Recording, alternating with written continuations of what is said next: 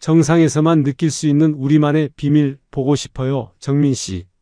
아내 정민의 핸드폰 화면에 메시지가 떠 있었습니다. 내용이 보였어요. 저는 숨이 멎는 줄 알았습니다.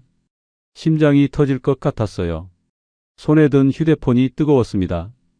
머리가 하얗게 변했죠. 그 순간 주마등처럼 스치는 와이프의 화려한 등산복과 진한 향수 냄새, 새벽에 울리는 휴대폰, 그리고 제가 한 번도 본 적 없는 환한 웃음. 의심은 확신이 됐고 저는 아내를 뒤쫓기 시작했습니다. 그렇게 아내를 쫓다 산이 카페에서 목격한 장면은 제 완벽한 삶을 산산조각 냈어요. 제 두 눈으로 보고도 믿기지 않았던, 그저 죽고만 싶었던 그날에 대해 말씀드리겠습니다. 이야기 시작 전에 꽃밭인생 구독과 좋아요 꼭 한번 눌러주세요. 그럼 오늘의 사연 시작하겠습니다. 오전 9시 정각입니다. 저는 검은색 만년필을 꺼내 들고 새하얀 원고지 위에 제목을 또박또박 써내려갔습니다. 선생 오경석의 삶을 쓰다. 만년필 촉이 종이에 닿을 때마다 사각사각 소리가 났어요. 그 소리가 너무나 좋았습니다. 마치 이 세상에서 제가 통제할 수 있는 유일한 영역을 확인하는 것 같았거든요. 40년입니다. 제가 교단에 선 시간이에요. 학생들에게 국어를 가르치고 학부모들에게 존경받고 동료 교사들에게 모범이 되었던 시간이었죠. 교장실 서재에는 위촉장과 상패가 가득했습니다. 그 모든 게 제 완벽한 삶을 증명하는 훈장이었어요. 그런데 지금 그 훈장들은 어디에 있을까요? 거실 구석에 먼지를 뒤집어 쓴 채 쌓여 있었습니다. 은퇴한 지 불과 석 달 만에 제 자랑스러운 과거는 이렇게 초라한 물건들로 전락해 버렸어요. 저는 그 상패들을 보면서 혀를 끌끌 찼습니다. 자서전을 완성하면 다시 빛을 볼 거야. 저는 스스로를 다독였습니다. 이건 단순한 은퇴가 아니에요. 제 인생을 정리하고 후학들에게 귀감이 될 자서전을 남기는 고귀한 작업의 시작이니까요. 그런데 이상했습니다. 평생 저는 시간 관리의 달인이었어요. 7시에 일어나 아침 식사를 하고 8시에 출근하고 12시에 점심을 먹고 18시에 퇴근했죠. 정확한 시계처럼 돌아가는 삶이었습니다. 그런데 은퇴 후에는 하루 종일 뭘 해야 할지 모르겠더라고요. 9시부터 10시까지 자서전을 쓰고 나면 나머지 14시간 동안 뭘 하죠? 창밖을 멍하니 바라보는 제 모습을 발견했습니다. 이건 생각을 정리하는 고독한 작가의 시간이다. 저는 또 스스로를 납득시켰어요.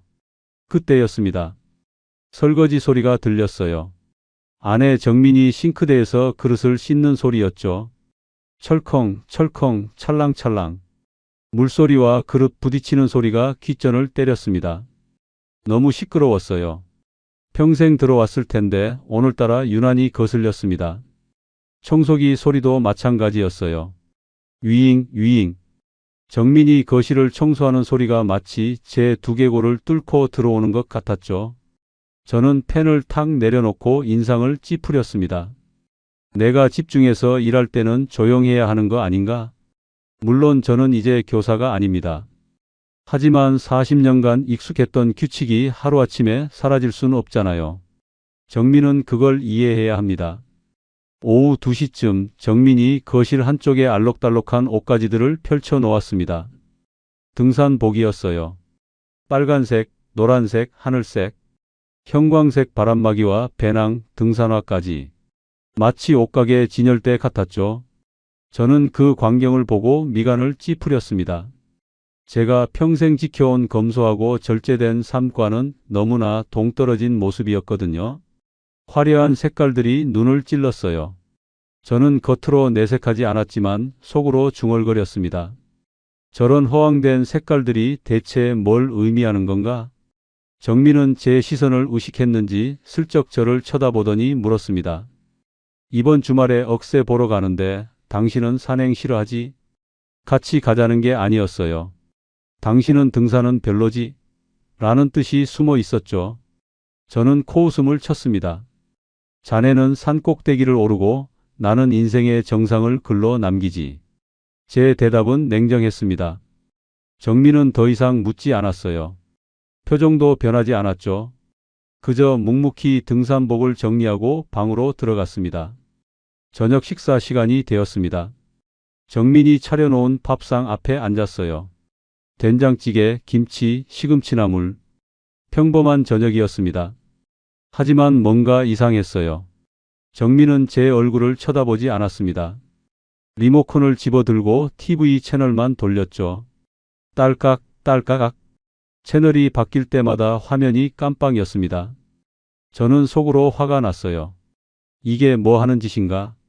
식사 시간에는 가족이 얼굴을 보고 대화를 해야 하는 거 아닌가? 하지만 저는 아무 말도 하지 않았습니다. 자서전 구상이 더 중요했거든요.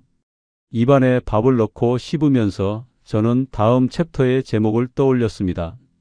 학생들에게 남긴 교훈. 좋은 제목이에요. 식사가 끝나고 정민이 설거지를 하러 갔습니다. 저는 자리에서 일어나 서재로 향했죠. 그런데 문 앞에서 멈췄습니다. 거울에 비친 제 모습이 눈에 들어왔거든요. 마른 몸, 구부정한 어깨, 힘없는 눈빛. 이게 완벽한 교육자의 모습일까요? 저는 고개를 저었습니다. 아니에요. 이건 잠시 지친 모습일 뿐이에요. 자서전을 완성하면 다시 당당해질 겁니다. 다음 날 아침 저는 동네를 산책했습니다. 골목길을 걷다가 이웃 김 씨를 마주쳤어요. 김 씨는 예전에 학부모였죠. 제가 선생님이었을 때는 저를 보면 90도로 인사했던 사람입니다. 그런데 오늘은 달랐어요. 경석 씨. 오랜만이에요. 경석 씨라니. 제 귀를 의심했습니다. 선생님이 아니라 경석 씨라고요? 저는 어색하게 미소를 지었습니다. 뭐라고 대답해야 할지 몰랐거든요. 김 씨는 가볍게 손을 흔들고 지나갔습니다.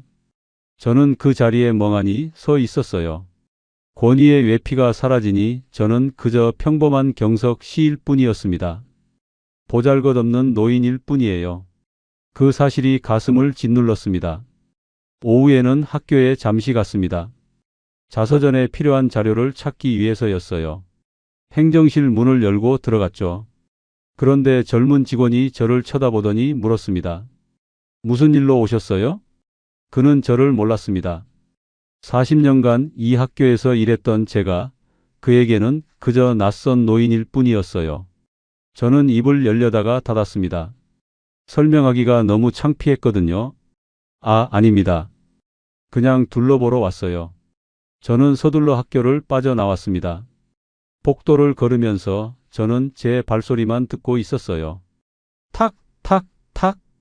빈 복도에 메아리치는 발소리가 너무나 외로웠습니다. 집으로 돌아왔습니다. 현관문을 열자 정민의 웃음소리가 들렸어요. 전화 통화를 하고 있었죠. 목소리가 밝았습니다. 생기가 넘쳤어요. 저는 그 웃음소리를 듣고 순간 멈칫했습니다. 저 웃음이 나 때문이 아닐 수도 있겠구나. 이상한 생각이었어요. 하지만 저는 곧 고개를 저었습니다. 저는 서재로 들어가 만년필을 꺼냈습니다. 원고지를 펼치고 다시 글을 쓰기 시작했어요. 사각, 사각. 만년필 소리만이 제 마음을 진정시켰습니다. 완벽한 삶을 쓰는 것, 그게 지금 내가 할 일이야. 저는 스스로에게 다짐했습니다. 하지만 왜일까요? 펜을 쥔 손이 자꾸 떨렸습니다. 글씨가 흐트러졌어요. 저는 원고지를 구겨 쓰레기통에 던졌습니다. 밖에서 정민의 웃음소리가 작게 또 들어왔습니다. 저는 귀를 막고 싶었습니다. 화요일 오전이었습니다. 저는 서재에서 자서전을 쓰고 있었어요. 그런데 집중이 되지 않았습니다. 펜을 쥔 손이 멈칫거렸죠. 이유가 뭘까요? 거실에서 들리는 정민의 움직임 때문이었습니다. 정민은 화장대 앞에 앉아 있었어요. 서재 문틈으로 슬쩍 보니 뭔가를 열심히 바르고 있었습니다. 립스틱이었어요. 선명한 붉은색이었죠. 정민은 거울을 보며 입술을 오므렸다 펴기를 반복했습니다. 이상했어요. 정민은 평생 화장에 관심이 없었거든요. 결혼한 지 38년 동안 저는 정민이 립스틱 바르는 걸 거의 본 적이 없었습니다. 그런데 오늘은 왜 저렇게 공들여 화장을 하는 걸까요? 저는 원고지를 덮고 거실로 나갔습니다. 자서전 지필이 막혔다는 핑계를 대면서요. 정민의 화장대에 가까이 다가갔어요. 정민은 제 기척을 느끼고 휙 돌아봤습니다. 왜요? 무슨 일 있어요? 정민의 목소리는 날카로웠습니다. 마치 제가 금지된 영역을 침범한 것처럼요. 저는 어색하게 웃으며 말했습니다. 아, 그냥 물 좀 마시려고. 거짓말이었어요. 저는 부엌으로 가는 척하면서 화장대를 훑어봤습니다. 오래된 분첩 사이로 낯선 물건이 보였어요. 고급스러운 금색 뚜껑의 립스틱과 작은 향수병이었죠. 브랜드 이름이 선명했습니다. 프랑스제였어요. 저걸 언제 샀지? 저는 속으로 중얼거렸습니다. 정민의 용돈으로는 저런 고가 제품을 살 여유가 없었거든요. 뭔가 석연치 않았습니다. 하지만 저는 아무 말도 하지 않았어요. 그저 물을 한 컵 마시고 다시 서재로 돌아왔습니다. 그날 밤 이상한 일이 일어났습니다. 새벽 1시쯤이었어요. 저는 잠에서 깼습니다. 정민의 휴대폰이 울렸거든요. 띠링. 짧고 날카로운 진동음이었죠. 어둠 속에서 휴대폰 화면이 밝게 빛났습니다. 정민은 재빨리 휴대폰을 집어들었어요. 침대에서 일어나더니 슬리퍼를 끌며 거실로 나갔습니다. 문이 살짝 닫히는 소리가 들렸죠. 저는 이불을 뒤집어 쓴 채 귀를 기울였습니다. 정민의 목소리가 희미하게 들렸어요. 낮은 속삭임이었습니다. 웃음소리도 섞여 있었죠. 누구와 통화하는 걸까요? 새벽 1시예요? 예전 같았으면 있을 수 없는 일이었습니다. 제가 교사로 일할 때 저는 늦은 시간 통화를 절대 허용하지 않았거든요. 학생들의 야간 자율학습을 방해한다는 이유였죠. 정민도 그 규칙을 지켰습니다. 38년 동안요. 그런데 지금은 왜 저렇게 당당하게 새벽에 통화를 하는 걸까요? 저는 화가 났습니다. 하지만 참았어요. 잠든 척 했습니다. 정민이 방으로 돌아와 침대에 누웠습니다. 제 등 뒤에서 정민의 숨소리가 들렸어요. 고요했습니다. 너무 고요했죠. 아침이 밝았습니다. 정민은 일찍 일어나 외출 준비를 했어요. 형광 분홍색 아웃도어 재킷을 꺼내 입었습니다. 거울 앞에서 머리를 빗고 또 그 붉은 립스틱을 발랐죠. 표정이 밝았습니다. 생기가 넘쳤어요.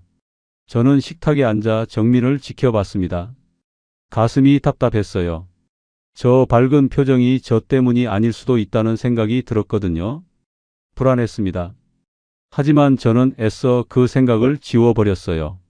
내가 과민한 거야. 정민이 외출하려고 현관으로 향했습니다. 저는 목소리를 높였습니다. 어디 가는 건가? 정민은 신발을 신으며 대답했어요. 산에요. 등산 모임 있잖아요. 자네 요즘 너무 자주 나가는 거 아닌가? 과하게 운동하면 몸이 상할 텐데. 저는 걱정하는 척 했습니다. 사실은 외출 횟수를 줄이라고 훈계하고 싶었어요. 하지만 정민의 대답은 차갑고 단호했습니다. 당신 밥은 당신이 알아서 드세요. 전 괜찮으니까요. 그 말에 저는 할 말을 잃었습니다. 정민은 문을 열고 나가버렸어요. 쾅! 문이 닫히는 소리가 제 귓전을 울렸습니다. 저는 멍하니 식탁에 앉아 있었습니다. 정민의 말투가 너무 낯설었거든요. 38년 결혼 생활 동안 정민은 저에게 단 한 번도 저런 식으로 말한 적이 없었습니다. 항상 조심스럽고 공손했죠. 그런데 지금은요? 마치 제가 남편이 아니라 그냥 같은 집에 사는 타인처럼 느껴졌습니다. 오후 3시쯤 저는 서재를 정리하다가 열쇠를 찾고 있었습니다. 서재 서랍 열쇠요. 자서전에 필요한 옛날 자료를 꺼내야 했거든요. 그런데 열쇠가 보이지 않았어요. 저는 온 집안을 뒤졌습니다. 거실, 침실, 부엌. 그러다가 정민의 등산 가방을 발견했죠. 작은 파우치가 반쯤 열려 있었습니다. 호기심에 열어봤어요. 열쇠가 있었습니다. 제 서재 열쇠였어요. 왜 정민의 파우치에 제 열쇠가 들어있는 걸까요? 저는 파우치를 코에 가까이 댔습니다. 낯선 향기가 났어요. 달콤하고 무거운 향수 냄새였죠. 정민이 쓰는 향이 아니었습니다. 남자 향수 같았어요. 심장이 쿵쾅거렸습니다. 손이 떨렸어요. 저는 파우치를 도로 가방에 넣고 열쇠를 꺼냈습니다. 뭔가 잘못됐다는 느낌이 들었거든요. 정민이 나를 속이고 있는 건가? 그날 저녁 정민이 돌아왔습니다. 얼굴이 상기되어 있었어요. 볼이 발갛게 물들어 있었죠. 웃음기가 가득했습니다. 저는 식탁에 앉아 정민을 바라봤어요. 정민은 가방을 내려놓고 부엌으로 갔습니다. 저녁은요? 정민이 물었습니다. 저는 대답하지 않았어요. 그저 고개만 끄덕였죠. 정민은 냉장고를 열고 재료를 꺼냈습니다. 국을 끓이기 시작했어요. 냄비에서 보글보글 소리가 났습니다. 정민은 국을 저으며 휴대폰을 꺼내 뭔가를 보고 있었어요. 입가에 미소가 번졌습니다. 그때였습니다. 국물이 넘쳤어요. 칙 소리와 함께 가스레인지 위로 물이 쏟아졌습니다. 정민은 황급히 휴대폰을 싱크대 옆에 내려놓고 냄비를 들어 올렸습니다. 저는 그 순간을 놓치지 않았습니다. 자리에서 일어나 부엌으로 갔어요. 정민은 냄비를 옮기느라 정신이 없었죠. 저는 재빨리 휴대폰을 집어들었습니다. 화면이 켜져 있었어요. 잠금 화면에 메시지가 떠 있었습니다. 발신자는 강태호였습니다. 내용이 보였어요. 정상에서만 느낄 수 있는 우리만의 비밀. 보고 싶어요, 정민 씨. 저는 숨이 멎는 줄 알았습니다. 심장이 터질 것 같았어요. 손에 든 휴대폰이 뜨거웠습니다. 머리가 하얗게 변했죠. 정상이라는 단어가 눈에 박혔습니다. 제가 평생 오르려고 애썼던 그 정상. 교장이라는 자리. 그런데 지금 이 메시지는 그걸 비웃는 것 같았어요. 당신 뭐 하는 거예요? 정민의 목소리가 등 뒤에서 들렸습니다. 저는 휴대폰을 도로 싱크대에 놓았어요. 손이 부들부들 떨렸습니다. 아, 그냥 시간 보려고. 변명이 너무 허술했습니다. 정민은 저를 의심스럽게 쳐다봤어요. 하지만 아무 말도 하지 않았습니다. 그저 휴대폰을 집어들고 방으로 들어가 버렸죠. 저는 식탁에 털썩 주저앉았습니다. 머릿속이 복잡했어요.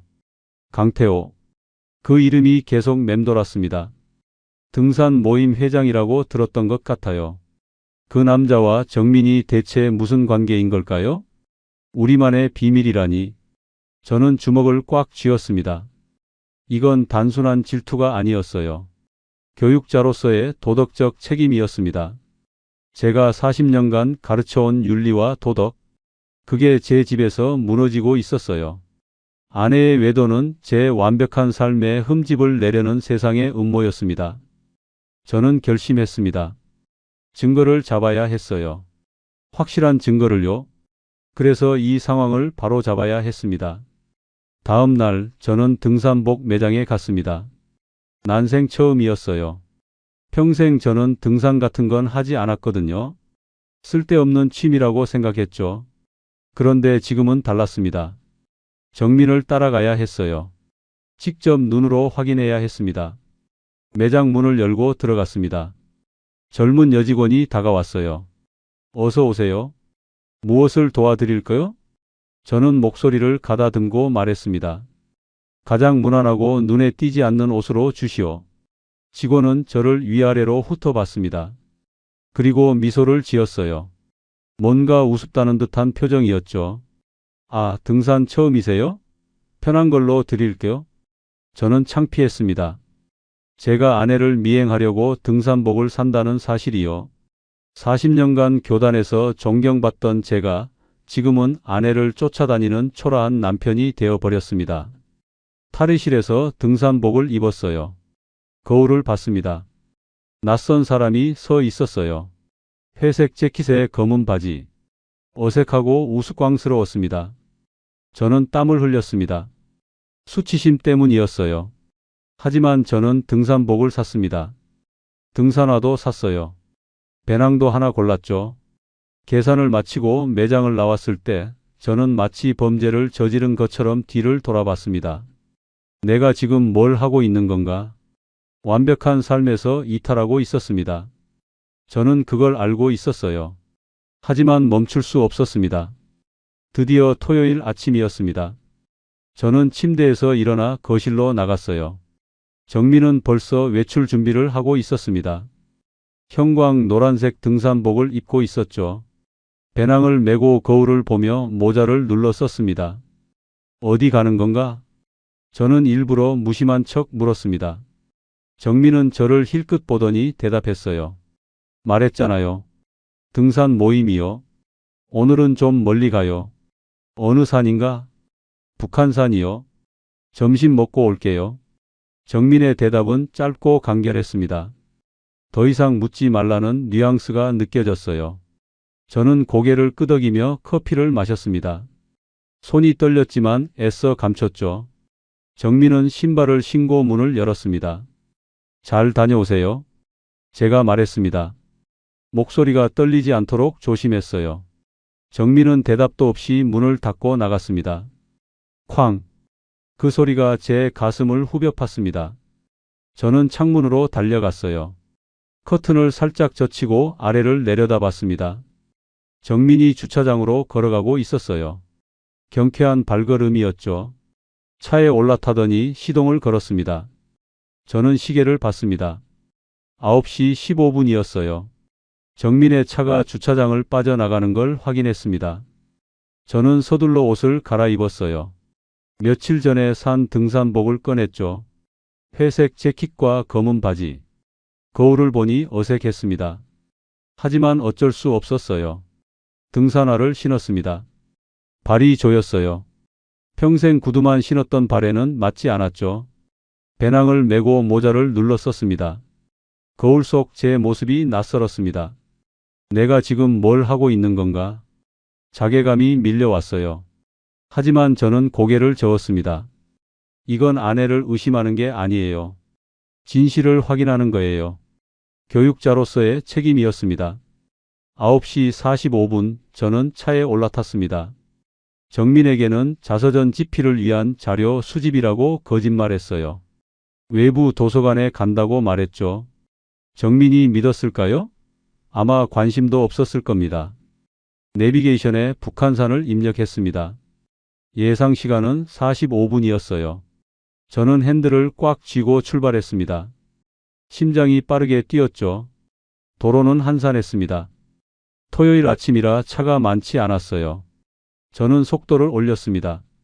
정민을 놓치면 안 됐거든요. 북한산 입구에 도착했습니다.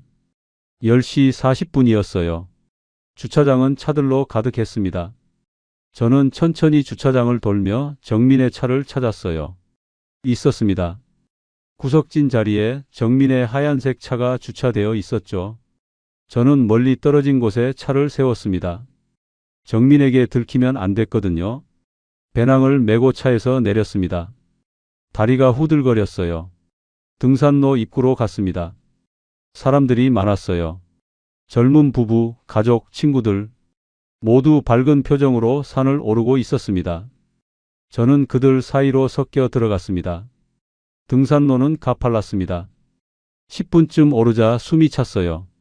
무릎이 욱신거렸죠. 40년간 교단에만 서 있던 몸은 이 가파른 길을 거부했습니다. 땀이 주르륵 흘러내렸어요. 등이 흠뻑 젖었습니다. 앞에서 젊은 남자가 가볍게 저를 추월해 갔습니다. 뒤에서는 여자들이 수다를 떨며 올라왔어요. 저는 그들에게 밀려 비틀거렸습니다. 이 고통도 진실을 찾기 위한 희생이야. 저는 스스로를 다독였습니다. 하지만 숨이 너무 가빠서 생각이 제대로 되지 않았어요.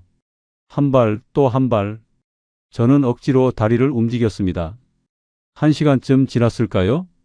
드디어 산 중턱에 도착했습니다. 작은 산장 카페가 보였어요. 나무로 지은 아담한 건물이었죠. 사람들이 앉아 쉬고 있었습니다. 저는 숨을 헐떡이며 카페 주변을 살폈습니다. 정민이 보일까요? 있었습니다. 카페 창가 자리에 정민이 앉아 있었어요. 그리고 맞은편에는 남자가 있었습니다. 검은색 등산복을 입은 중년 남자였죠. 얼굴이 탄탄하고 건강해 보였습니다. 강태호였습니다. 저는 나무 뒤에 몸을 숨겼습니다. 가슴이 쿵쾅거렸어요. 다리가 후들거려서 주저앉을 것 같았죠. 하지만 저는 꾹 참고 두 사람을 지켜봤습니다. 정민과 강태호는 마주보고 앉아 있었어요. 테이블 위에는 커피잔이 놓여 있었죠. 두 사람은 뭔가 이야기를 나누고 있었습니다. 그때였습니다. 강태호가 농담을 한 것 같았어요. 정민이 웃음을 터뜨렸습니다. 깔깔거리며 고개를 뒤로 젖히는 모습이었죠. 눈가에 주름이 생기도록 활짝 웃었습니다. 저는 그 웃음을 본 적이 없었습니다. 38년 결혼 생활 동안 정민은 저에게 단 한 번도 저렇게 웃어본 적이 없었어요. 항상 조심스럽고 얌전한 미소만 지었죠. 그런데 지금은요? 저렇게 해맑고 자유로운 웃음을 짓고 있었습니다. 심장이 찢어지는 것 같았습니다. 주변 소리가 사라졌어요. 새소리도 바람 소리도 들리지 않았습니다. 오직 제 심장 소리만 귓전을 울렸죠. 쿵쾅 쿵쾅. 카페 안에 따뜻한 커피 향기가 바람을 타고 날아왔습니다. 그리고 산의 차가운 공기가 제 뺨을 때렸어요. 저는 헛구역질을 했습니다. 속이 뒤틀렸죠. 정민과 강태호는 계속 대화를 나눴습니다. 강태호가 정민의 손에 뭔가를 건넸어요. 작은 상자 같았습니다. 정민은 상자를 받아들고 감사하다는 듯 고개를 숙였죠. 저는 더 이상 참을 수 없었습니다. 몸을 숨긴 채 뒤로 물러섰어요. 그런데 발밑에 돌이 있었습니다. 제가 돌을 밟는 바람에 돌이 굴러떨어졌죠. 또르르 소리를 내며 피타를 굴러갔습니다. 강태호가 고개를 돌렸습니다. 저는 황급히 큰 나무 뒤로 몸을 숨겼어요. 심장이 터질 것 같았습니다. 들켰을까요? 저는 숨도 쉬지 않고 가만히 있었습니다. 뭐지? 강태호의 목소리가 들렸습니다. 정민이 뭐라고 대답하는 소리도 들렸어요. 하지만 정확히는 들리지 않았습니다. 한참이 지났습니다. 저는 조심스럽게 고개를 내밀어 살펴봤어요. 강태호는 다시 정민을 보고 있었습니다. 아무것도 눈치채지 못한 것 같았죠. 저는 안도의 한숨을 쉬었습니다. 하지만 동시에 분노가 치밀어 올랐어요. 제 아내가 저 남자와 저렇게 친밀하게 대화를 나누고 있다니 믿을 수 없었습니다. 저는 더 이상 보고 싶지 않았습니다. 몸을 돌려 등산로를 내려가기 시작했어요. 무릎이 후들거렸죠. 다리에 힘이 없었습니다. 비틀거리며 걸었어요. 하산하는 동안 머릿속은 복잡했습니다. 이 모든 게 환각일까? 내가 잘못 본 걸까? 저는 현실을 부정하고 싶었습니다. 하지만 제 눈으로 똑똑히 봤어요.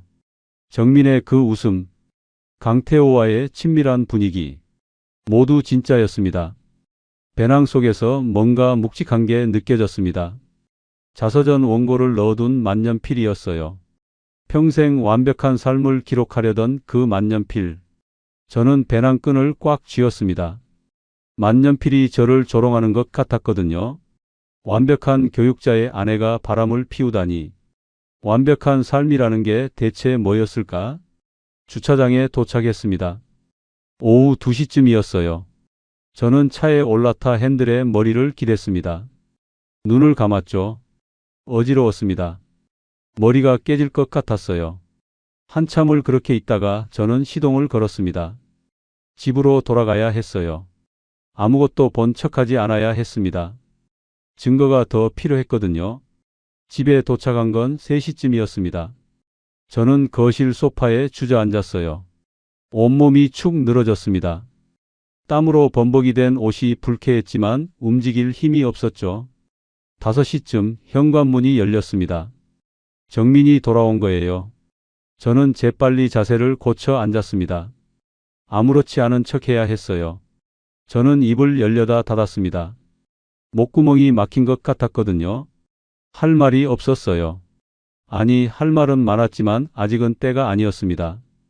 정민은 방으로 들어갔습니다. 저는 소파에 그대로 앉아 있었어요. 분노와 슬픔과 배신감이 뒤섞여 가슴을 짓눌렀습니다. 숨쉬기가 힘들었어요. 증거를 찾아야 해. 더 확실한 증거를. 저는 주먹을 꽉 쥐었습니다. 손톱이 손바닥에 박혔죠. 아팠지만 참았습니다. 이 고통은 아무것도 아니었거든요. 진짜 고통은 지금부터였습니다. 일주일이 지났어요. 그동안 저는 정민을 관찰했습니다. 언제 어디로 가는지, 누구와 통화하는지 모든 걸 지켜봤죠. 정민은 전혀 눈치채지 못했어요. 아니, 눈치채지 못한 게 아니라 신경 쓰지 않았던 걸까요? 오늘도 정민은 등산을 간다고 했습니다. 이번에는 다른 산이었어요. 설악산이라고 했죠. 차로 3시간은 걸리는 곳이었습니다. 혼자 가는 건가? 저는 일부러 무심하게 물었습니다. 정민은 화장을 하면서 대답했어요. 아니요. 산악회 사람들이랑 같이 가요. 하룻밤 자고 올 거예요. 하룻밤이라고요? 저는 커피잔을 쥔 손에 힘이 들어갔습니다. 손가락 마디가 하얗게 변했어요. 하지만 목소리는 평온하게 유지했습니다. 그래, 조심해서 다녀오게. 정민은 저를 힐끗 보더니 고개를 끄덕였습니다. 그리고 가방을 메고 나갔어요. 저는 곧바로 차를 탔습니다. 이번에는 준비를 철저히 했어요. 등산복, 등산화, 모자, 선글라스. 완벽한 위장이었죠. 저는 정민의 차를 멀리서 따라갔습니다. 고속도로를 달렸어요. 차창 밖으로 풍경이 빠르게 지나갔습니다. 산, 들판, 강. 하지만 저는 아무것도 보이지 않았어요. 오직 앞에 가는 정민의 차만 보였죠. 3시간쯤 달렸을까요? 설악산에 도착했습니다. 주차장은 사람들로 붐볐어요. 주말이라 가족 단위 등산객이 많았죠. 저는 정민의 차가 주차하는 걸 지켜봤습니다. 정민이 차에서 내렸어요. 그리고 주변을 두리번거렸습니다. 누군가를 기다리는 것 같았죠. 잠시 후 검은색 SUV가 정민 옆에 섰습니다. 차 문이 열리더니 남자가 내렸어요. 강태호였습니다. 강태호는 정민에게 다가가 반갑게 손을 흔들었습니다. 정민도 환하게 웃으며 인사했어요. 두 사람은 뭔가 이야기를 나누다가 함께 등산로로 향했습니다. 저는 그 뒤를 따랐습니다. 등산로는 지난번보다 더 가팔랐어요. 바위가 많았죠. 숨이 차올랐습니다. 하지만 저는 멈추지 않았어요. 정민과 강태호를 놓칠 수 없었거든요. 두 사람은 한참을 올라갔습니다. 가끔 멈춰서 경치를 보기도 했어요. 강태호가 정민에게 물을 건네기도 했죠. 정민은 그걸 받아 마셨습니다. 저는 그 모습을 보며 이를 갈았습니다. 질투와 분노가 뒤섞여 가슴을 조였습니다. 숨쉬기가 힘들었어요. 하지만 참았습니다. 2시간쯤 올랐을까요? 드디어 정상 부근에 도착했습니다. 거기에 큰 산장이 있었어요. 카페도 있었고 숙박시설도 있었죠. 사람들이 많았습니다. 정민과 강태호는 카페로 들어갔습니다. 저는 밖에 서서 기다렸어요. 창문 너머로 두 사람이 보였습니다. 구석자리에 앉아 있었죠. 마주보고 뭔가 이야기를 나누고 있었어요. 저는 조심스럽게 카페 옆으로 다가갔습니다. 창문 가까이에요. 그리고 벽에 몸을 붙인 채 귀를 기울였습니다. 강태호의 목소리가 들렸어요. 정민 씨, 오늘 정말 예뻐 보여요. 그 재킷 잘 어울려요. 정민이 웃었습니다. 수줍은 웃음이었어요. 고맙습니다. 회장님도 멋있으세요. 회장님이라고요? 저는 주먹을 꽉 쥐었습니다. 정민은 저를 부를 때도 저렇게 부드럽게 말한 적이 없었어요. 항상 딱딱하고 형식적이었죠. 강태호가 말을 이었습니다. 우리 다음 주에는 어디로 갈까요? 지리산도 좋고 한라산도 괜찮을 것 같은데요. 한라산요? 거긴 멀지 않나요? 멀어도 괜찮죠. 정민 씨랑 함께라면 어디든 좋아요. 정민이 또 웃었습니다. 이번엔 소리 내어 웃었어요. 저는 그 웃음소리를 듣고 심장이 터질 것 같았습니다. 강태호가 정민의 손을 잡았습니다. 제 눈으로 똑똑히 봤어요. 강태호의 큰 손이 정민의 작은 손을 감쌌습니다. 정민은 손을 빼지 않았어요. 그냥 그대로 뒀죠. 저는 그 순간 모든 게 무너지는 걸 느꼈습니다. 38년 결혼 생활. 제가 쌓아온 완벽한 삶, 교육자로서의 명예, 모든 게 한순간에 무너졌어요. 다리에 힘이 풀렸습니다. 주저앉을 것 같았어요. 하지만 저는 이를 악물고 버텼습니다. 강태호가 말했습니다. 정민 씨, 저 솔직하게 말할게요. 정민 씨가 좋아요. 매일 생각나요. 정민이 고개를 숙였습니다. 얼굴이 빨개졌어요. 저도요. 회장님 덕분에 제가 다시 살아난 것 같아요. 집에만 있을 때는 숨만 쉬고 있었거든요. 그런데 이제는 달라요. 제가 저를 찾은 것 같아요. 저는 그 말을 듣고 숨이 막혔습니다. 숨만 쉬고 있었다고? 나랑 있을 때는 살아있지 않았다는 거야? 분노가 치밀어 올랐어요. 동시에 슬픔도 밀려왔습니다. 가슴이 미어지는 것 같았어요. 강태호가 작은 상자를 꺼냈습니다. 정민에게 건넸죠. 작은 선물이에요. 받아주세요. 정민은 상자를 열었습니다. 안에서 반짝이는 게 보였어요. 목걸이였습니다. 은색 목걸이였죠. 정민이 감탄했습니다. 와, 너무 예뻐요. 이런 건 받기 미안한데요. 미안할 거 없어요. 정민 씨는 더 좋은 걸 받아도 돼요. 정민은 목걸이를 목에 걸었습니다. 거울을 보며 흐뭇하게 웃었어요. 저는 더 이상 볼 수 없었습니다. 몸을 돌려 카페에서 멀어졌어요. 비틀거리며 걸었습니다. 주변 사람들이 저를 쳐다봤지만 신경 쓰지 않았어요. 등산로를 내려갔습니다. 발이 돌부리에 걸려 넘어질 뻔했죠. 손으로 바위를 짚었습니다. 손바닥이 까졌어요. 피가 났습니다. 하지만 아프지 않았습니다. 육체적 고통은 아무것도 아니었거든요. 진짜 고통은 마음에 있었습니다. 주차장에 도착했을 때는 해가 지고 있었습니다. 저는 차에 올라타 핸들을 잡았어요. 손이 떨렸습니다. 눈물이 났어요. 처음이었습니다. 은퇴한 후로 처음 우는 거였죠. 저는 그동안 성실하게 살았습니다. 학생들을 가르치고 가족을 책임지고 완벽한 삶을 살려고 노력했어요. 그런데 왜 이런 일이 생긴 걸까요? 아니야. 잘못한 건 정민이야. 나는 피해자야. 저는 스스로를 다독였습니다. 그렇게 생각하지 않으면 견딜 수 없었거든요. 저는 시동을 걸고 집으로 향했습니다. 밤 9시쯤 집에 도착했어요. 텅 빈 집이었습니다. 정민은 아직 산장에 있겠죠. 강태호와 함께요. 저는 거실 불을 켰습니다. 그리고 소파에 앉았어요. 온몸이 무거웠습니다. 돌덩이처럼 무거웠죠. 서재로 갔습니다. 책상 위에 자서전 원고가 놓여 있었어요. 완벽한 교육자의 삶이라는 제목이 눈에 들어왔습니다. 저는 원고를 집어들었습니다.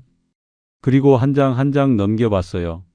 제가 얼마나 훌륭한 교사였는지, 얼마나 모범적인 가장이었는지 적혀 있었죠. 웃음이 나왔습니다. 비웃음이었어요. 모범적인 가장이라고? 내 아내도 못 지킨 주제에? 저는 원고를 상자에 넣었습니다. 그리고 뚜껑을 닫았어요. 이 원고는 이제 의미가 없었습니다. 저는 정민의 방으로 갔습니다. 화장대를 열었어요. 립스틱, 향수, 화장품들이 가득했습니다. 옷장도 열었죠. 알록달록한 등산복들이 걸려 있었어요. 그리고 서랍을 열었습니다. 작은 파우치가 있었어요. 저는 파우치를 꺼내 열어봤습니다. 안에 사진이 있었어요. 정민과 강태호가 함께 찍은 사진이었죠. 둘 다 커플 등산복을 입고 있었습니다. 활짝 웃고 있었어요. 사진 뒤에 글씨가 있었습니다. 정민 씨와 함께한 최고의 하루. 앞으로도 계속. 태호. 저는 사진을 구겼습니다. 손에 힘이 들어가 사진이 구겨졌어요. 파우치를 더 뒤졌습니다. 호텔 영수증이 나왔어요. 날짜는 2024년 2월 14일이었습니다. 발렌타인데이였죠. 제 생일도 챙기지 않던 정민이 발렌타인데이에 강태호와 호텔에 갔다는 겁니까? 저는 영수증을 보며 온몸이 떨렸습니다. 이제 확실했습니다. 증거가 충분했어요. 저는 이 증거들을 가지고 정민을 추궁할 겁니다. 그리고 이혼할 겁니다. 더 이상 이 결혼 생활을 유지할 수 없었어요. 다음 날 저녁이었습니다. 저는 거실 식탁에 앉아 있었어요. 앞에는 증거들이 펼쳐져 있었습니다. 정민과 강태호의 커플 사진, 호텔 영수증까지. 오후 6시였어요. 정민이 돌아올 시간이었습니다. 저는 손을 떨며 커피를 마셨습니다. 쓴맛이 입안에 퍼졌어요. 심장이 빠르게 뛰었죠. 분노와 슬픔이 뒤섞여 가슴을 짓눌렀습니다. 이제 끝낼 때가 됐어요. 38년 결혼 생활을요.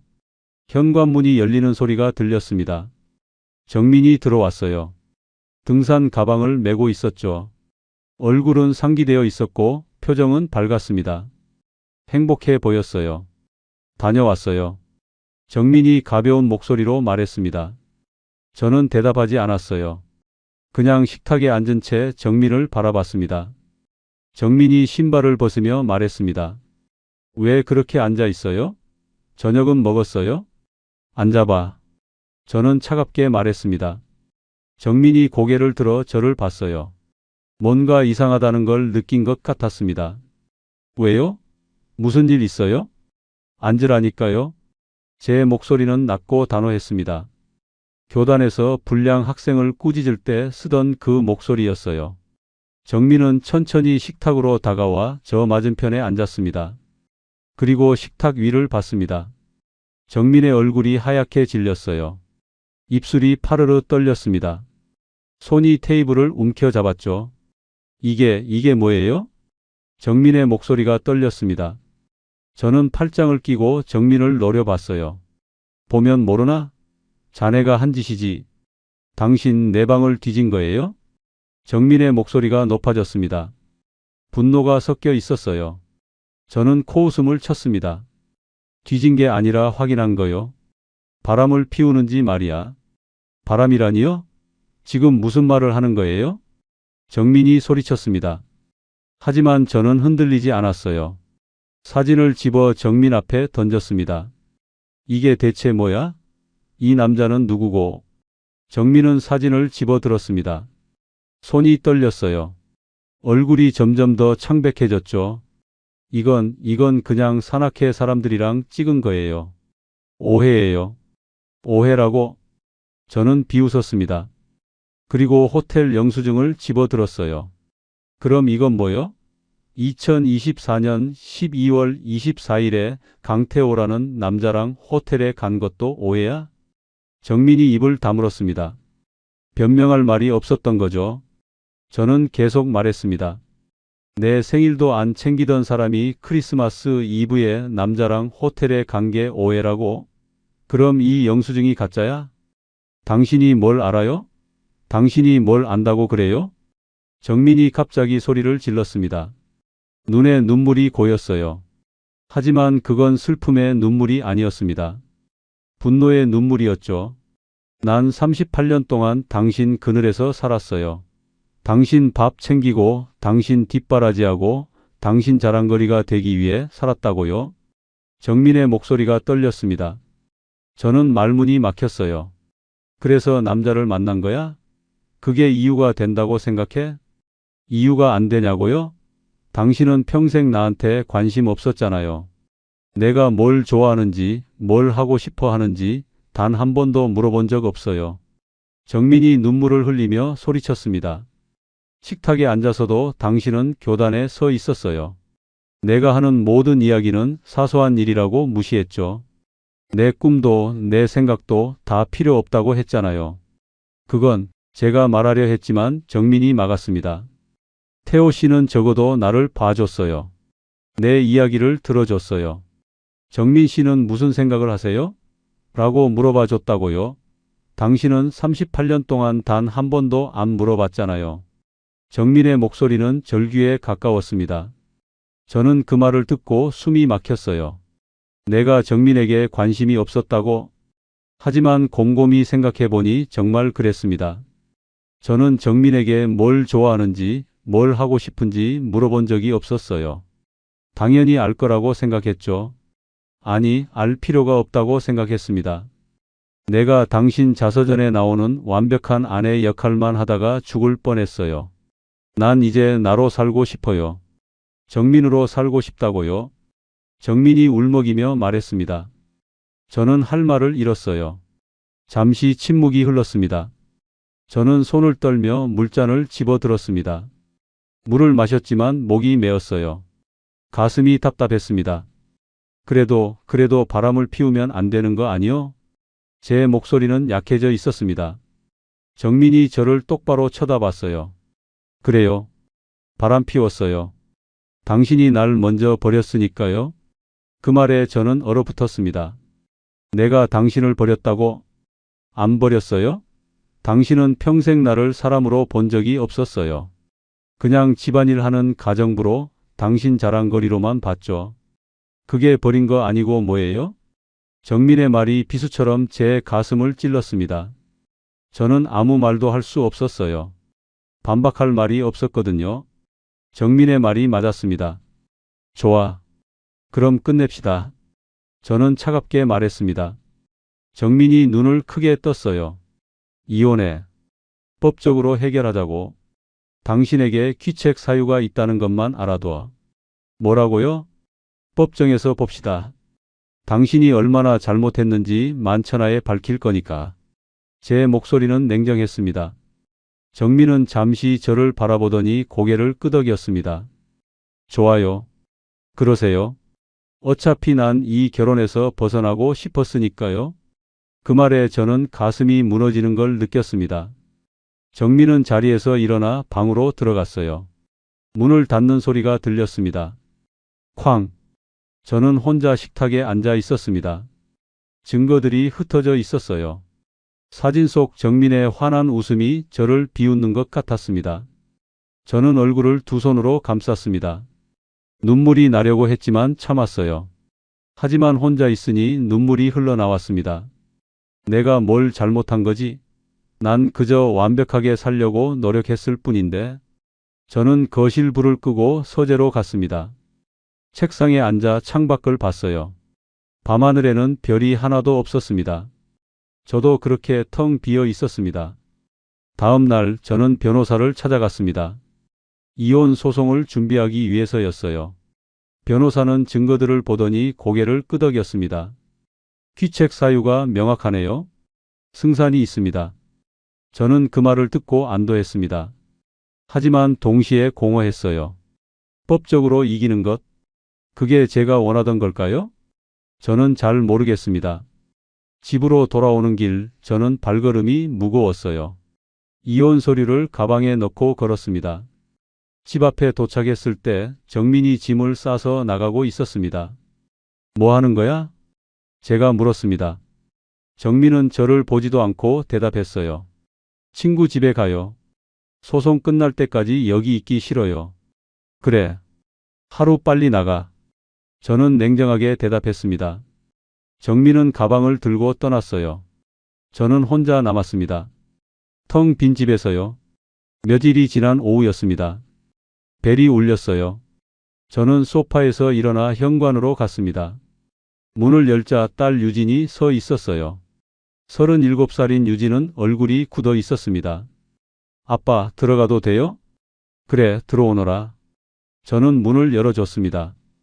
유진이 안으로 들어와 거실을 둘러봤어요. 텅 빈 집이었죠. 정민이 떠난 뒤로 아무것도 손대지 않았거든요. 엄마한테 들었어요. 이혼 소송 준비하신다면서요? 유진이 단도직입적으로 물었습니다. 저는 고개를 끄덕였어요. 그래, 네 엄마가 잘못했으니 법적으로 해결하는 게 맞지. 아빠, 정말 그게 최선이라고 생각하세요? 유진의 목소리에는 안타까움이 묻어 있었습니다. 저는 인상을 찌푸렸어요. 최선이 아니면 뭐란 말이냐? 내 엄마가 바람을 피웠어. 내가 아니고 이건 명백한 잘못이야. 아빠도 잘못이 있어요. 유진이 조심스럽게 말했습니다. 저는 화가 났어요. 내가 뭘 잘못했다는 거냐? 난 그동안 가족을 위해 헌신했어. 그게 문제예요, 아빠. 아빠는 가족을 위했다고 하지만 사실은 아빠 자신을 위한 거였잖아요. 유진의 말이 저를 찔렀습니다. 하지만 인정하고 싶지 않았어요. 무슨 소리냐? 나는 아빠, 전 결혼 상담사예요. 매일 이런 부부들을 봐요. 한쪽은 헌신했다고 하고 다른 쪽은 무시당했다고 하죠. 아빠도 똑같아요. 유진이 식탁에 앉으며 말했습니다. 엄마는 38년 동안 아빠의 그늘에서 살았어요. 자기 목소리를 내지 못하고 자기 꿈을 포기하고 살았죠. 아빠는 한 번이라도 엄마에게 물어본 적 있어요? 뭘 좋아하는지, 뭘 하고 싶은지. 저는 입을 다물었습니다. 할 말이 없었거든요. 없잖아요. 아빠는 엄마가 당연히 아빠를 따를 거라고 생각했어요. 그게 감정적 무관심이에요. 이혼의 원인이 되죠. 유진의 말은 논리적이고 날카로웠습니다. 마치 제가 가르치던 학생처럼 저를 분석하고 있었어요. 모욕감이 들었습니다.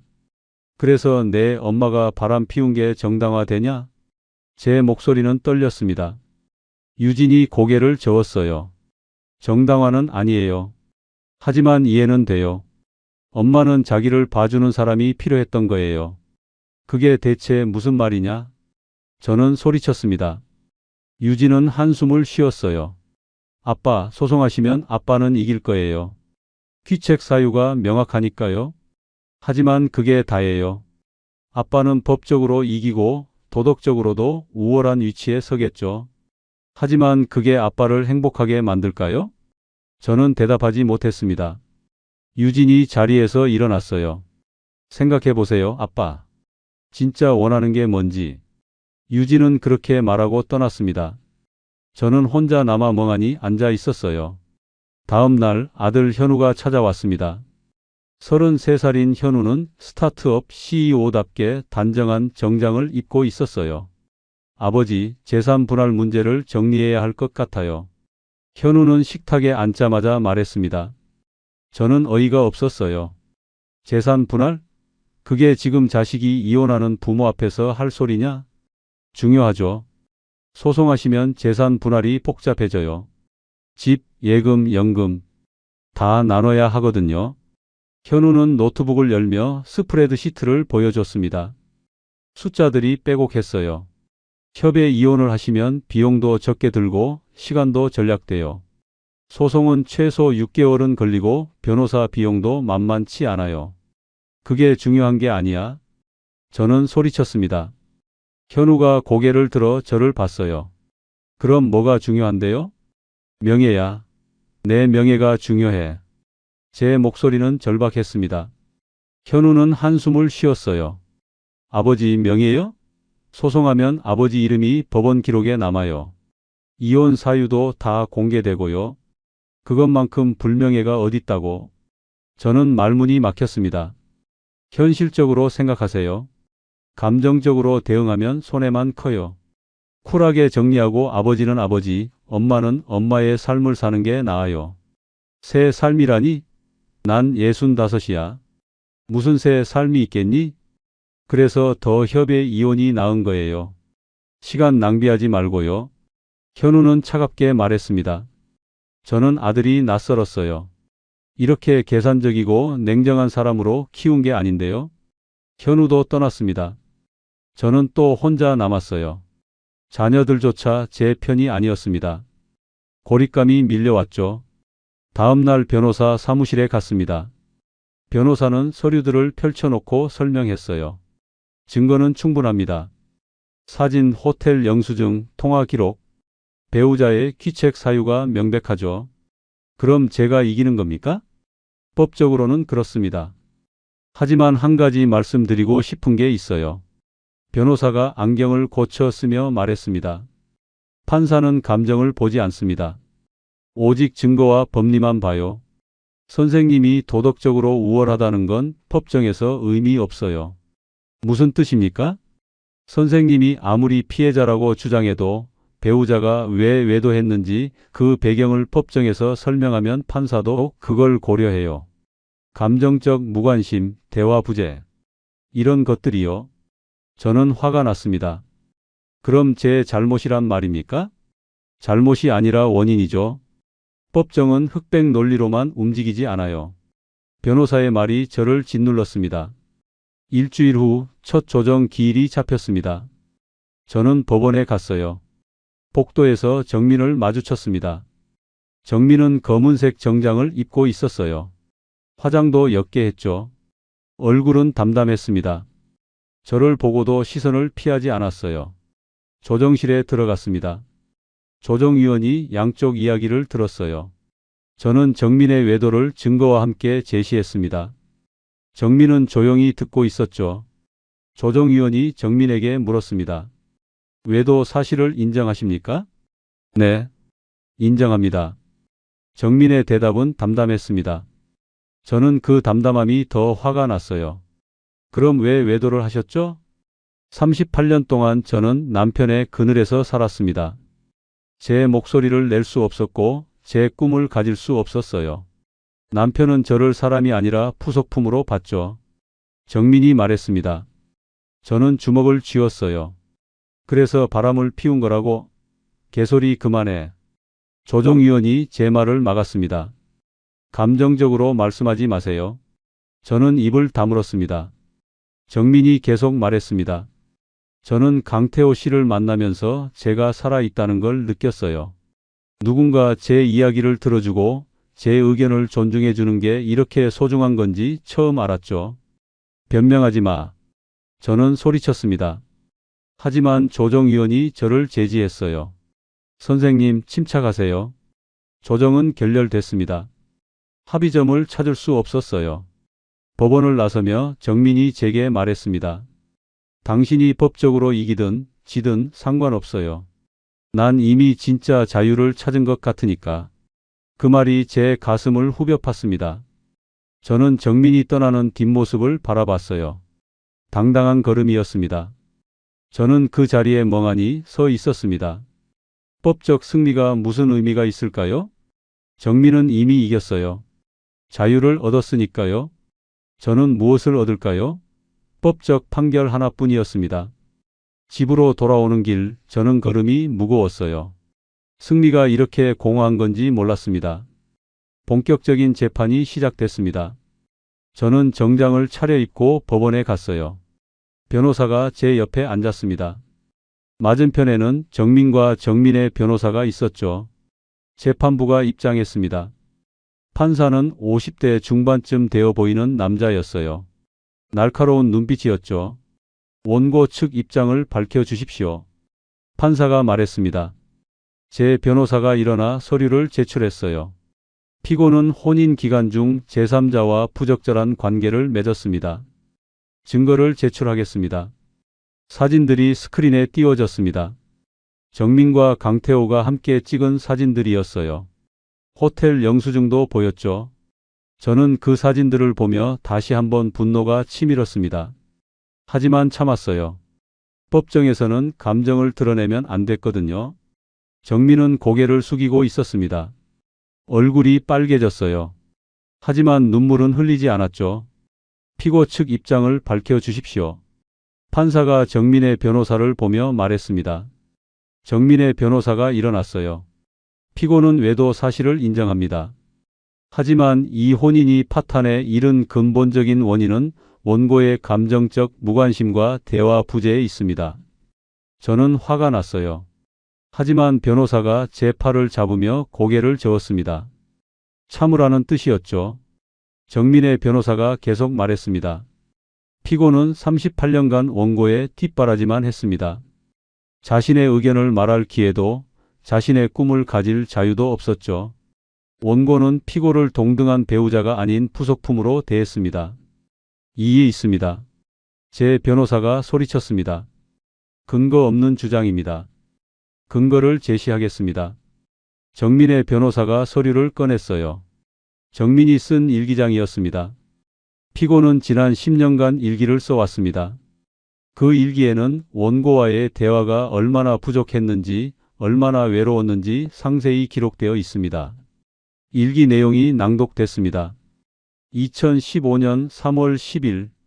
오늘도 남편은 내 이야기를 듣지 않고 무시한다. 내가 친구 이야기를 하면 사소한 일이라고 치부하고 자기 학교 이야기만 떠들어댄다. 나는 이 집에서 투명 인간인가? 제 가슴이 찔렸습니다. 정민이 그렇게 느끼고 있었다니. 낭독이 계속됐어요. 2018년 7월 22일. 결혼기념일인데 남편은 기억도 못한다. 내가 말하니 그제야 아, 그랬지? 라고만 하고 만다. 난 이 결혼에서 그저 간신히 숨만 쉬고 있는 허수아비다. 저는 손을 떨었습니다. 제가 결혼기념일을 잊어버렸던 게 기억났어요. 그때 정민이 상처받았을 거라고는 생각하지 못했죠. 판사가 저를 보며 물었습니다. 원고, 피고의 일기 내용이 사실입니까? 저는 입을 열었다가 닫았습니다. 부인하고 싶었어요. 하지만 거짓말을 할 수 없었습니다. 일부는 사실입니다. 제 목소리는 떨렸습니다. 하지만 그게 외도를 정당화할 수는 없습니다. 정당화가 아닙니다.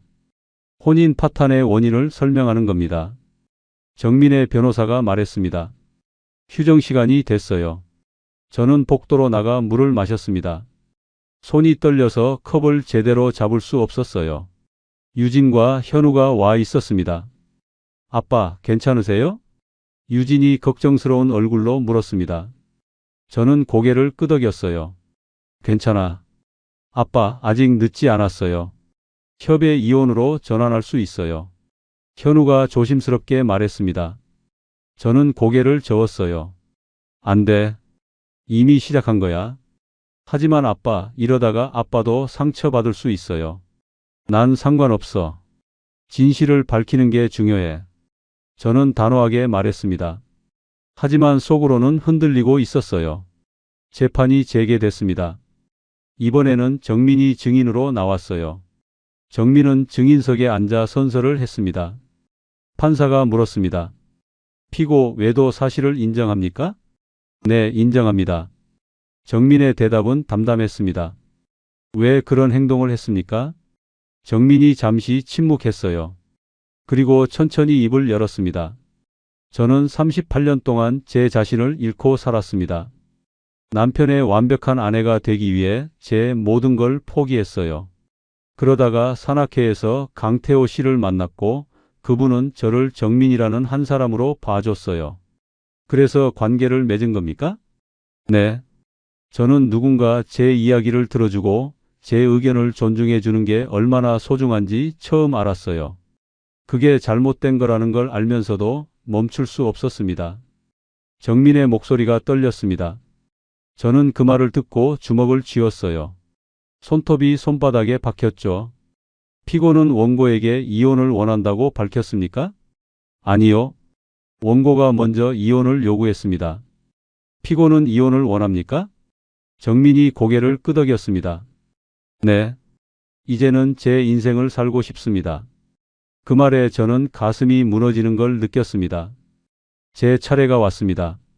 저도 증인석에 섰어요. 판사가 물었습니다.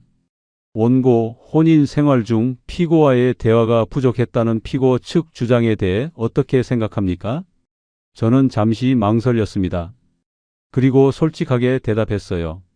부족했을 수 있습니다. 하지만 저는 가족을 위해 열심히 일했습니다. 그게 제 방식이었어요. 피고의 감정적 필요에 대해 인지하고 있었습니까? 아니요. 잘 몰랐습니다. 제 목소리는 작아졌습니다. 판사가 서류를 보며 말했습니다. 원고는 교육자로 40년간 일했습니다. 학생들에게는 경청과 소통을 가르쳤을 텐데 정작 배우자에게는 그러지 못한 이유가 뭡니까? 그 질문에 저는 할 말을 잃었습니다. 저는 그게 필요 없다고 생각했습니다. 왜 그렇게 생각했습니까? 배우자는 당연히 저를 이해할 거라고 생각했어요. 제 대답은 초라했습니다. 판사는 고개를 끄덕였어요. 재판이 끝났습니다. 판사가 말했습니다. 양측 모두 주장을 잘 들었습니다. 판결은 2주일 후에 선고하겠습니다. 저는 법정을 나왔습니다. 다리가 후들거렸어요. 복도에서 정민과 마주쳤습니다. 정민은 저를 보더니 말했어요. 당신도 힘들었겠죠? 저도 알아요. 저는 대답하지 못했습니다. 정민이 계속 말했습니다. 우리 둘 다 잘못했어요. 당신은 나를 보지 않았고 나는 용기 내서 말하지 않았어요. 그렇게 38년이 지나버린 거예요. 그래서 불륜과 이혼이 답이야? 제가 물었습니다. 정민은 고개를 끄덕였어요. 네. 이제는 끝내야 해요. 서로를 위해서요. 정민은 돌아서서 떠났습니다. 저는 그 자리에 서서 정민의 뒷모습을 바라봤어요. 작아지는 모습이었죠. 저는 벤치에 앉았습니다. 머리를 두 손으로 감쌌어요. 내가 이기면 뭐가 달라지지? 정민은 돌아오지 않을 텐데. 승리가 무의미하게 느껴졌습니다. 유진이 제 옆에 앉았어요. 아빠, 이제 그만 놓아줘요. 뭘 놓아주란 말이냐? 엄마를요? 그리고 아빠 자신도요? 유진의 말이 제 가슴에 와닿았습니다. 판결 선고일이었습니다. 저는 아침 일찍 일어났어요. 잠을 제대로 자지 못했습니다. 이틀 밤을 뒤척였거든요. 오늘 판결이 나오면 모든 게 끝날 겁니다. 검은색 정장을 입었습니다. 넥타이를 멜 때 손이 떨렸어요. 거울을 봤습니다. 야윈 얼굴이 보였죠. 지난 2달 동안 5kg이 빠졌습니다. 아침 9시 법원에 도착했습니다. 복도에는 이미 사람들이 모여 있었어요. 유진과 현우가 와 있었습니다. 정민도 보였죠. 정민은 회색 재킷을 입고 있었어요. 얼굴은 차분했습니다. 저는 정민과 눈이 마주쳤습니다. 정민은 고개를 살짝 숙였어요. 저도 고개를 끄덕였습니다. 더 이상 할 말이 없었어요. 아빠, 괜찮으세요? 유진이 다가와 물었습니다. 저는 고개를 끄덕였어요. 괜찮아. 오늘로 끝나는 거니까.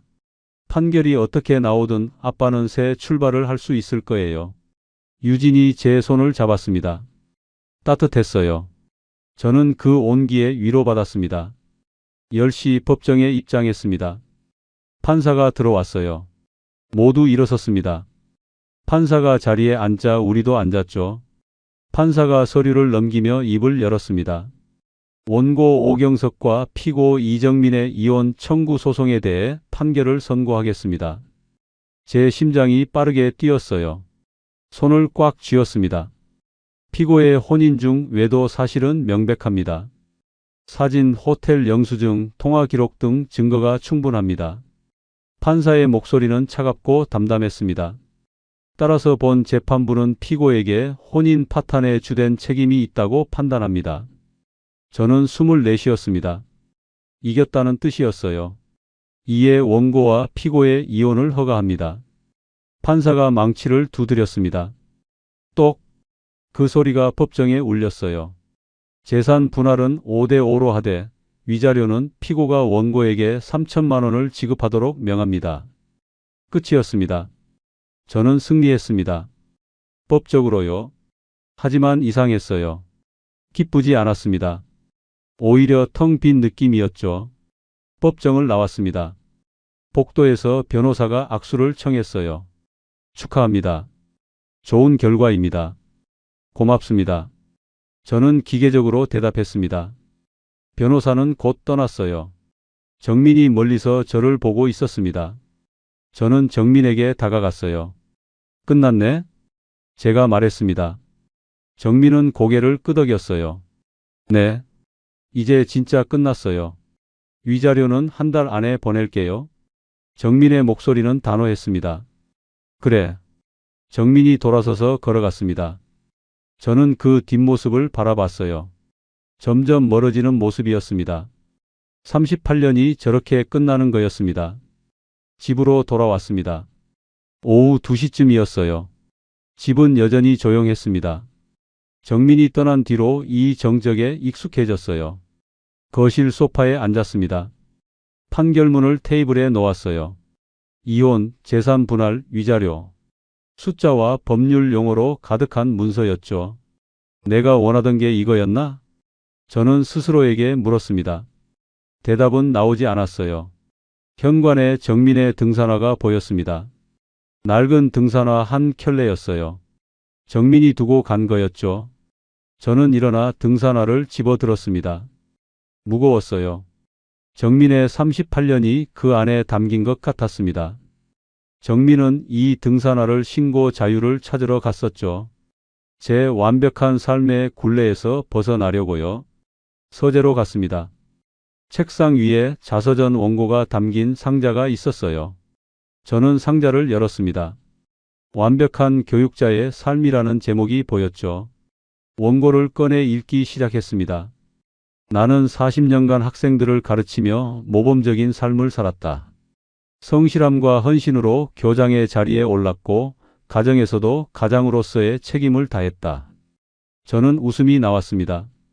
비웃음이었어요. 가장으로서의 책임? 원고를 덮었습니다. 이 글은 거짓이었어요. 완벽한 삶 같은 건 없었습니다. 저는 펜을 들었습니다.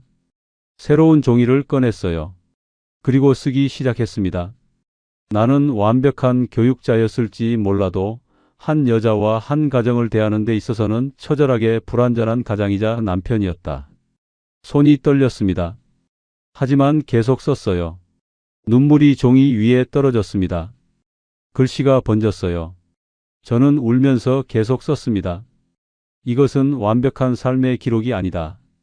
펜을 놓았습니다. 손이 아팠어요. 하지만 마음은 조금 가벼워졌습니다. 저녁이 됐습니다. 혼자 밥을 차렸어요. 라면을 끓였습니다. 정민이 있었다면 이렇게 허술하게 먹지 않았을 거예요. 라면을 먹으며 생각했습니다. 앞으로 어떻게 살아야 할까요? 65살입니다. 남은 인생이 얼마나 될까요? 10년? 20년? 30년? 그 시간을 어떻게 채워야 할까요? 자서전을 완성할까요? 아니면 다른 걸 할까요? 저는 잘 모르겠습니다. 하지만 한 가지는 확실합니다. 더 이상 완벽한 척하지 않을 거예요. 불완전한 저 자신을 인정하고 살 겁니다. 밤 10시 침대에 누웠습니다. 옆자리가 비어 있었어요.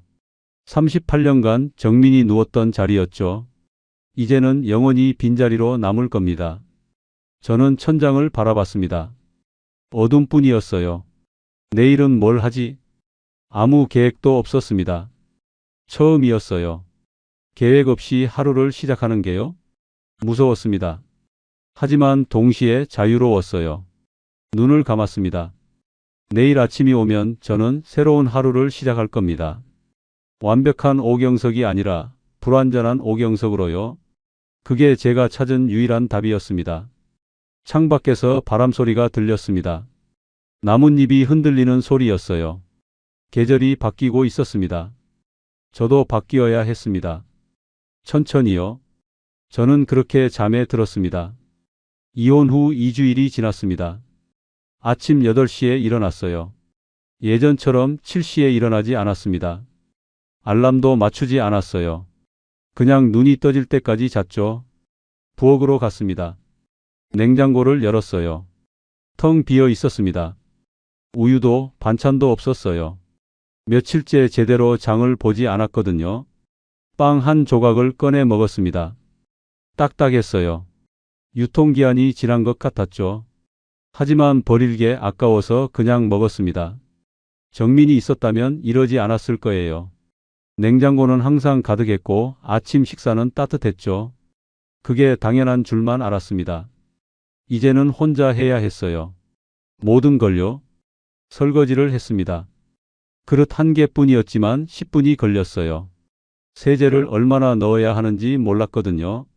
물도 너무 많이 썼습니다. 이런 일을 정민은 38년간 했구나. 실감이 났어요. 제가 얼마나 많은 걸 당연하게 여겼는지요. 서재로 갔습니다. 책상에는 새로 쓰기 시작한 원고가 놓여 있었어요.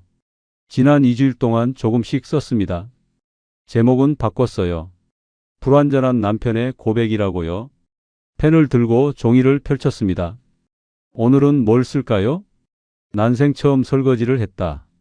그릇 하나 씻는데 10분이 걸렸다. 38년간 아내가 해준 일의 무게를 이제야 안다. 손이 떨렸지만 계속 썼어요. 나는 교단에서 학생들에게 경청의 중요성을 가르쳤다. 하지만 정작 아내의 말은 단 한 번도 제대로 듣지 않았다. 이 고백은 제가 해야 할 일이었습니다. 2시간쯤 썼을까요? 손이 아팠어요. 펜을 내려놓고 창밖을 봤습니다. 날씨가 좋았어요. 햇살이 따스했죠. 저는 문득 생각했습니다. 밖에 나가볼까? 집에만 있으니 답답했거든요. 옷을 갈아입고 밖으로 나갔습니다. 동네를 걷기 시작했어요. 목적지는 없었습니다. 그냥 걷고 싶었어요. 공원을 지나갔습니다. 벤치에 노인들이 앉아 이야기를 나누고 있었어요. 웃음소리가 들렸죠. 저는 그 모습을 보며 부러웠습니다. 나도 저렇게 누군가와 이야기할 수 있을까? 40년간 저는 가르치기만 했어요. 대화는 많이 하지 않았죠. 훈계와 지시만 했습니다. 이제 와서 어떻게 평범하게 이야기를 나눌 수 있을까요? 도서관 앞을 지나갔습니다. 게시판에 광고가 붙어 있었어요. 고전을 읽는 독서 모임, 회원 모집이라고 써 있었죠. 저는 발걸음을 멈췄습니다. 독서 모임이라. 평생 저는 교과서만 읽었어요. 문학 작품은 가르치기 위해서만 봤죠. 즐기기 위해 읽어본 적이 없었습니다. 한번 해볼까? 망설였어요. 낯선 사람들과 책 이야기를 나눈다는 게 두려웠거든요. 하지만 동시에 궁금했습니다. 저는 도서관 안으로 들어갔습니다. 사서에게 다가가 물었어요. 저기, 독서 모임 신청은 어떻게 하나요? 아, 신청서 작성하시면 돼요. 다음 주 토요일에 첫 모임이 있어요. 사서가 친절하게 설명했습니다. 저는 신청서를 받았어요. 이름, 나이, 연락처. 간단한 정보만 적으면 됐습니다. 저는 펜을 들고 적기 시작했어요. 이름 옆에 전직 교사라고 쓰려다가 멈췄습니다. 그럴 필요가 없었어요. 그냥 오경석으로 충분했습니다. 신청서를 제출했습니다. 감사합니다. 다음 주에 뵐게요. 사서가 웃으며 말했습니다. 저도 어색하게 웃었어요. 도서관을 나서며 저는 묘한 설렘을 느꼈습니다.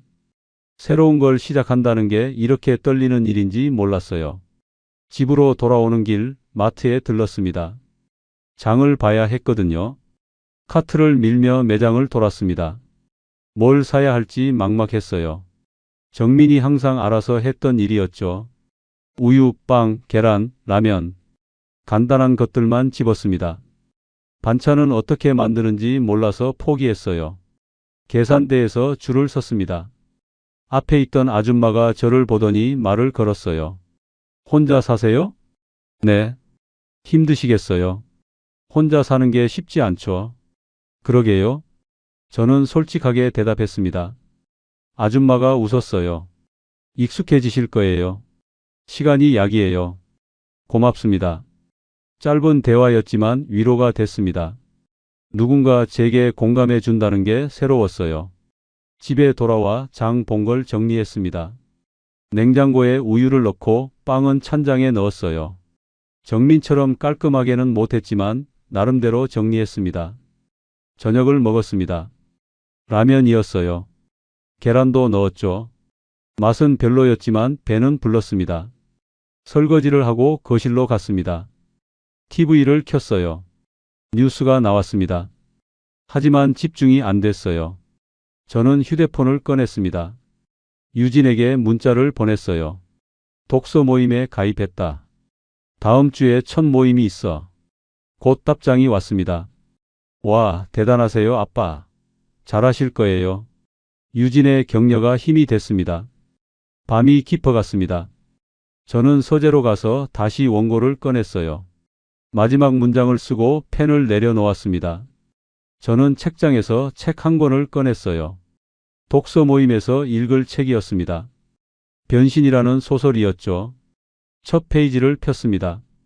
어느 날 아침 불안한 꿈에서 깨어났을 때 그레고르 잠자는 침대 속에서 한 마리의 흉측한 벌레로 변해 있는 자신을 발견했다. 저는 이 문장을 읽고 멈췄습니다.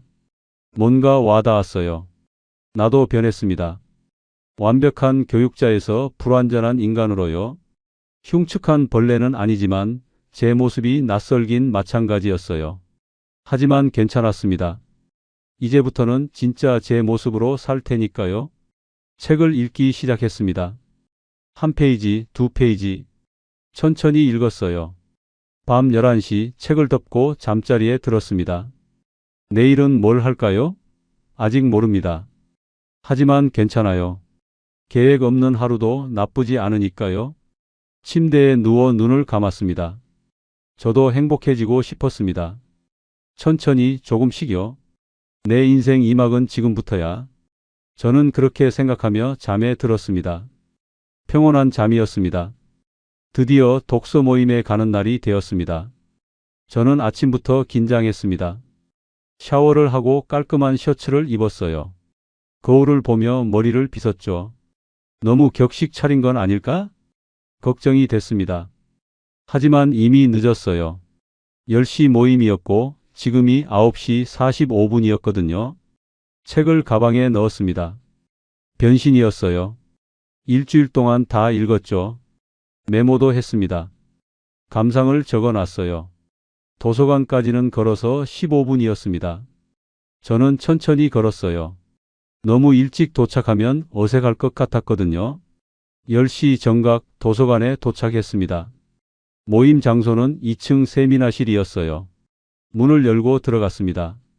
이미 5명이 앉아 있었어요. 안녕하세요. 제가 인사했습니다. 목소리가 떨렸어요. 모두 저를 쳐다봤습니다. 어서 오세요. 처음 오셨죠? 앉으세요.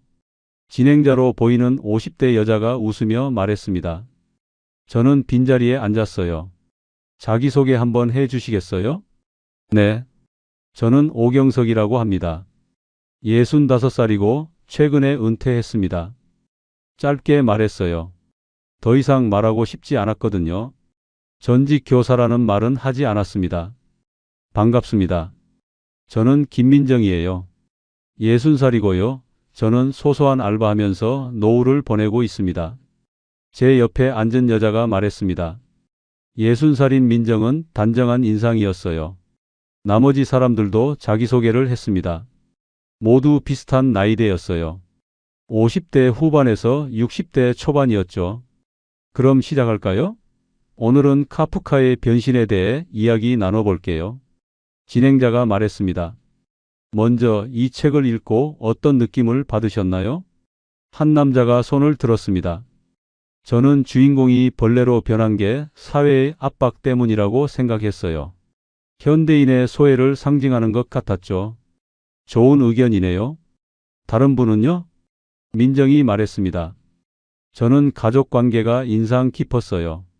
그레고르가 벌레가 되자 가족들이 그를 외면하잖아요. 실용적이지 못하면 버려지는 거죠. 민정의 목소리는 차분했지만 단호했습니다. 저는 그 말에 공감했어요. 진행자가 저를 봤습니다. 경석 씨는 어떠셨어요? 저는 잠시 망설였습니다. 그리고 솔직하게 말했어요. 저는 그레고르가 가족을 위해 평생 일했는데 정작 자신을 잃었다는 게 슬펐습니다. 제 모습 같았어요. 모두 조용해졌습니다. 민정이 저를 쳐다봤어요. 공감해요. 저도 그랬거든요. 가족 뒷바라지 하다가 제 자신을 잊어버렸죠.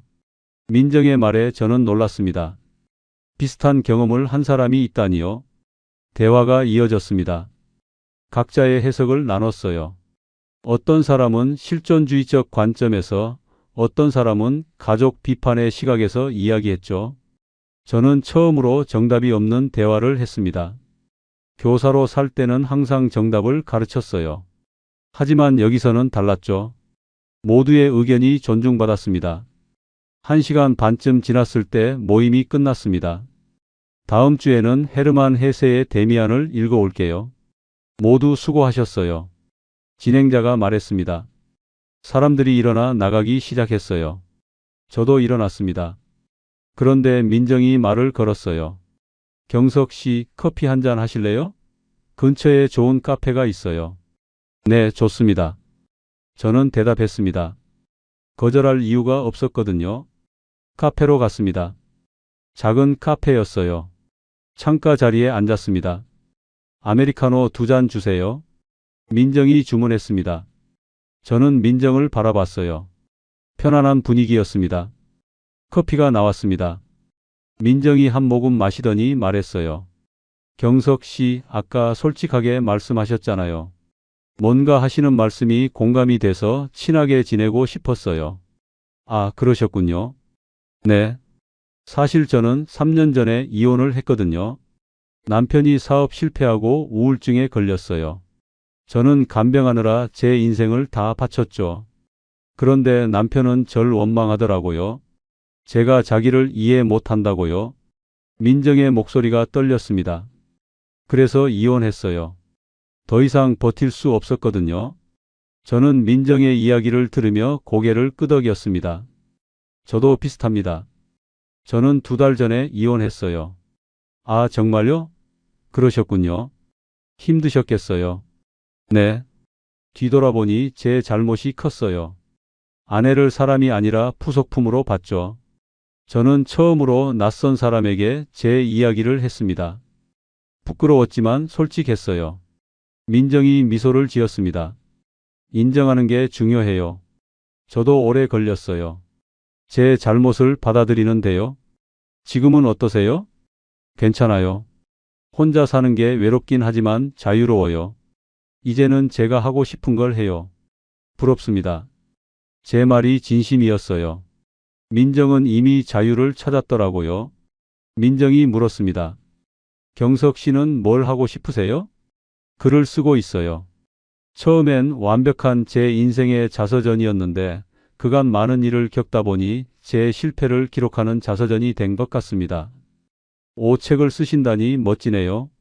실패를 인정하고 기록한다는 게 쉽지 않은데요. 민정의 말에 저는 위로받았습니다. 2시간쯤 이야기를 나눴을까요? 시간이 빨리 갔어요. 오늘 즐거웠어요. 다음 주에 또 봬요. 민정이 일어서며 말했습니다. 저도 일어났어요. 저도 즐거웠습니다. 감사합니다. 경석 씨는 너무 격식 차려서 말하세요. 편하게 말씀하세요. 민정이 웃으며 말했습니다. 저는 어색하게 웃었어요. 노력해 보겠습니다. 아니, 노력해 볼게요. 네, 좋아요. 민정이 손을 흔들고 떠났습니다. 저는 그 뒷모습을 바라봤어요. 집으로 돌아오는 길, 저는 발걸음이 가벼웠습니다. 오랜만에 즐거운 시간이었어요. 누군가와 대화를 나누고 제 이야기를 듣게 하고 또 상대의 이야기를 듣는 것. 이렇게 단순한 일이 이렇게 소중한 줄 몰랐습니다. 집에 도착해서 서재로 갔습니다. 빈 노트를 꺼냈어요. 오늘부터 일기를 써볼까 하는 생각이 들더라고요. 가장 첫 페이지에 적었습니다. 오늘 독서 모임에 갔다. 민정이라는 사람을 만났다. 그녀도 이혼했고 혼자 살고 있다. 우리는 실패를 공유했다. 그게 위로가 됐다. 편안해 보이는 그녀와 앞으로 더 친하게 지내고 싶다. 펜을 놓고 창밖을 봤습니다. 민정과의 대화가 생각났습니다. 그녀는 자유롭고 당당했어요. 저도 그렇게 되고 싶었습니다. 나의 인생 2막은 남을 가르치는 것이 아니다. 나 자신을 배우는 것이다. 저는 그렇게 적었습니다. 마지막 문장이었어요. 일기장을 덮었습니다. 저는 의자에 기대 눈을 감았습니다. 당장의 미래는 보이지 않았지만 한결 괜찮았습니다. 보이지 않는 미래가 때로는 더 설레니까요. 저는 미소를 지었습니다. 오랜만에 진심으로 웃는 것 같았어요. 새로운 시작이었습니다. 제 인생에도 햇살에 비추는 것 같았습니다. 여러분, 오늘의 이야기 어떠셨나요? 주인공 경석에게 하고 싶은 말씀이나 응원의 메시지가 있으시면 댓글로 편하게 나눠주세요.